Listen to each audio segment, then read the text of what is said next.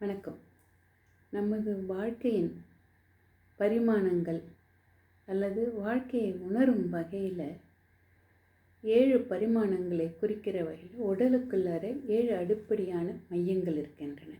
இவைகளை தான் நம்ம சொல்கிறது சக்கரங்கள். நானும் இந்த கிரந்திதா இதெல்லாம் சொல்லும்போது விசுத்தி சக்கரம், தொண்டை சக்கரம், ஹார்ட் சக்கரம்லாம் சொல்லிகிட்டு இருக்கோம் இல்லையா? அந்த 7 சக்கரம் என்னன்ற ஒரு இதை பார்த்துட்டு அதுக்கப்புறம் இன்றைக்கி மூலாதார சக்கரத்தை எப்படி தூண்டி வைக்கிறதுக்கு ஒரு முத்திரையை பார்க்கலாம். அதே மாதிரி படிப்படியாக ஒவ்வொரு சக்கரத்துக்கும் ஒரு முத்திரைகளை பார்த்துட்டு வரலாம். மூலாதார சக்கரங்கிறது ஆசன வாய்க்கும் பிறப்பு உறுப்புக்கும் இடையில் இருக்கிறது தான் மூலாதார சக்கரம்.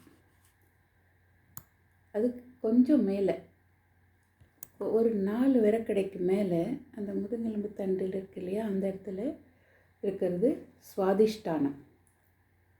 இது ஒரு ப்ளஷர் சென்டர்னு சொல்லுவாங்க. அதாவது இன்பம், சிற்றின்பத்துக்கு எல்லாத்துக்கும் வர்றது.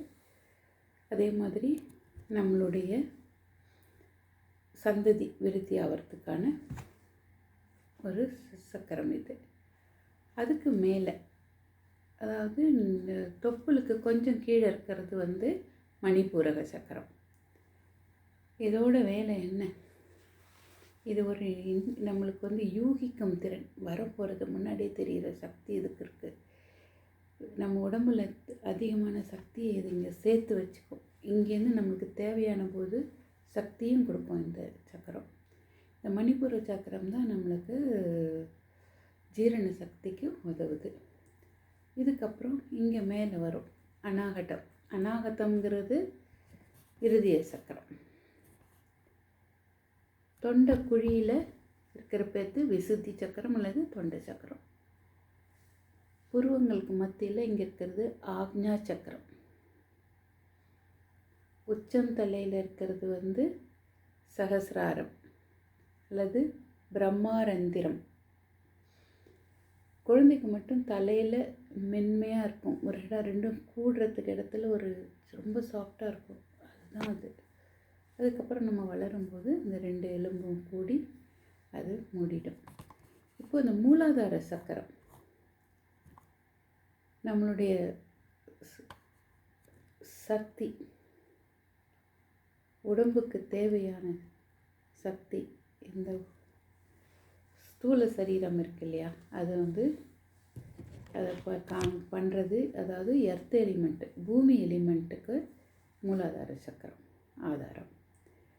இதில் ஔவையார் விநாயகர் அவர்கள் சொல்லுவாங்க, அதாவது இந்த மூலாதார சக்கரத்தில் தான் அந்த சக்தி ஒரு சர்ப்பம் மாதிரி சுருண்டு இருக்குமா, அதை எழுப்பி, அதுதான் குண்டலினி யோகான்னுவாங்க. அதை மூலாதாரத்துலேருந்து எழுப்பி இங்கே கிரவுன் சக்கரா சகசிராரமுக்கு கொண்டு வர்றது. அதில் அழகாக வரும், மூலாதாரத்தில் மூண்டெழும் கனலை காலால் எழுப்பும் கருத்து அறிவித்தே அப்படின்னு சொல்லுவாங்க. அதுக்கு எப்படி ப்ராக்டிஸ் சொல்கிறாங்க, எப்படி அந்த குண்டலினி யோகாவை, குண்டலினியை எழுப்பி மேலே கொண்டு வர்றதுன்றதுக்கு அதுக்கு விநாயகர் தான் உதவினாருன்னு சொல்லிட்டு அந்த விநாயகராக வெளில வரும். அது இருக்கட்டும். மூலாதார சக்கரத்துக்கு ஒரு வலுவூட்டக்கூடிய ஒரு முத்திரை இருக்குது. இது பேரே மூலாதார முத்திரை தான். இதனால் மூலாதார சக்கரம் எதுக்காக நம்ம வலுவூட்டணும், அதனால் என்ன பலன்கள், ஃபஸ்ட்டு அதை பார்த்துடலாம். அதுக்கப்புறம் எப்படி செய்யறதுங்கிறத பார்க்கலாம். நம்மளுடைய மூலாதாரம் செய்யும்பொழுது தசைகள், எலும்பு, தசை நாண்கள் இது எல்லாத்துக்கும் வலுவூட்டும். இதே தான் இந்த பிருத்திவி முத்ரா ஒன்று பண்ணுவோம், ஞாபகம் இருக்கா? இதுதானே பூமிக்கான மூலகம் இந்த மோதிர விரலில் இருக்குது. பிருத்திவி முத்ரா பண்ணாலும் இந்த எர்த் எலிமெண்ட்டை அதிகப்படும், பூமியை சக்தியை அதிகப்படுத்தும். ஆனால் இது மூலாதார முத்ராங்கிறது வேறு. இதே நம்ம பிருத்திவி, அதாவது இந்த விரலை மோதிர விரல் மடித்து கட்டை விரல் அது மேலே வச்சா இது சூரிய முத்திரை. அப்போ என்னாகும், சூரிய முத்திரை நெருப்பு அதிகப்படுத்துறதால நம்மளுடைய அதாவது உடல் பருமனாக இருக்கவங்கலாம் இந்த சூரிய முத்திரை செய்யலாம்னு சொல்லுவோம். ஒல்லியாக இருக்கிறவங்க பிருத்திவி முத்திரையை பண்ணலாம். பிருத்திவி முத்திரை வந்து நம்மளுக்கு சக்தியை கொடுக்கும். இது வந்து அந்த எனர்ஜியை வெளிப்படுத்தி, அதாவது பேர்ன் ஆக்கிடும். நிறைய சேர்த்து வைக்காது, கொழுப்பை உடம்புல சேர்த்து வைக்காது சூரிய முத்திரை. சரி, இப்போ நம்ம வந்து மூலாதார முத்திரையை பார்க்கலாம். மூலாதாரத்துக்கு முத்திரை வந்து இருக்கிறதால நான் தான் சொன்னேன், இது வந்து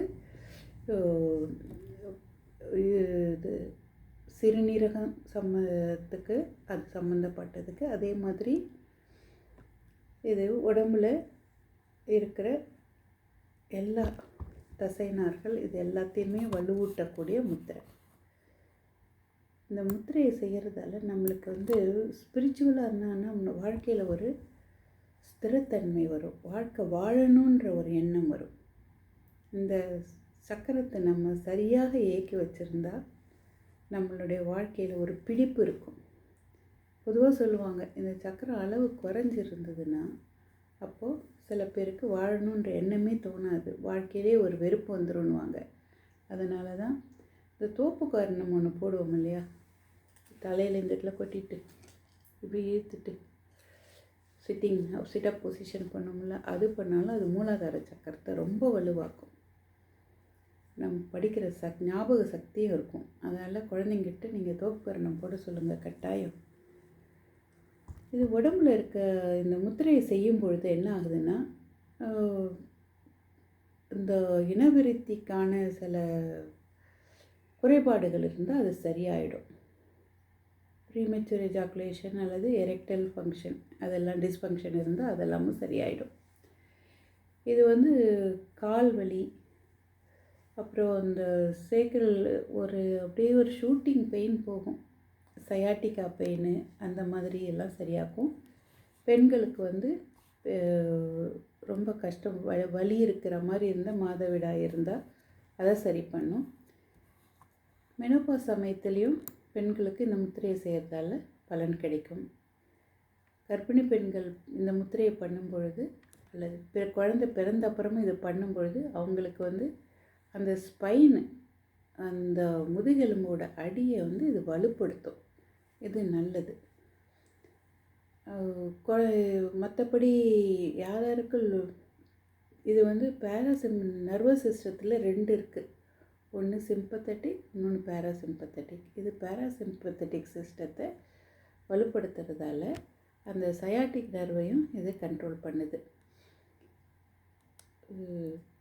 இது இன்னொரு இதில் என்னென்னா, இந்த முத்திரையை செய்யும் பொழுது சில கையிலையோ அல்லது விரல்கள்லையோ ஏதாவது சர்ஜரியோ ஏதாவது இருந்தால் செஞ்சுருந்தால் அந்த பெயின் இருக்கிறவங்க வந்து இந்த முத்திரையை செய்யக்கூடாது. அதுவும் இல்லாமல் வேறு யாராவது ஒருத்தவங்க ரொம்ப சோம்பேறித்தனமாக இருக்காங்கல்ல, வாழ்க்கையில் ஒரு ரிஸ்க்கும் எடுக்க மாட்டேன், நான் எப்படியே சுகவாசியாக இருந்துடுவேன், அவங்களும் இந்த மூலாதார சக்கரவை செய்ய வேண்டாம். இது ஒரு ப்ரிகாஷன். இப்போ அந்த முத்திரையை எப்படி செய்கிறதுன்னு பார்க்கலாம். 2 கையும் கொண்டு வரீங்களா, இது 2ஐயும் சேர்த்துக்கிறோம். நடுவிரல் 2ஐயும் சேர்த்து நீட்டிக்கிறோம். இந்த ஆட்காட்டி விரலும் ஒவ்வொரு கையோட ஒரு வளையம் மாதிரி போட்டு ஆட்காட்டி விரலும் அந்த கட்டை விரலும் சேர்ந்துக்குது. இதுதான் மூலாதார முத்திரை. முத்திரை பேரே மூலாதார முத்திரை. இந்த மூலாதார முத்திரையை நம்ம கீழ்ப்பகுதியில் வச்சுக்கிட்டு நேவலுக்கு கீழே, இந்த இடத்துல நான் காமிக்கிறது கொஞ்சம் மேலே காமிக்கிறேன். இதை நீங்கள் கீழே கொண்டு போய் வச்சுட்டு இதுக்கு ஒரு பீஜ மந்திரம் இருக்குது, லம்முன்னு சொல்லணும். இந்த லம்முன்னு சொல்லும் பொழுது அந்த மூலாதார சக்கரத்துக்கு வலுவு கிடைக்கும். ஒரே ஒரு தடவை சொல்கிறேன், ஓகே. லம்.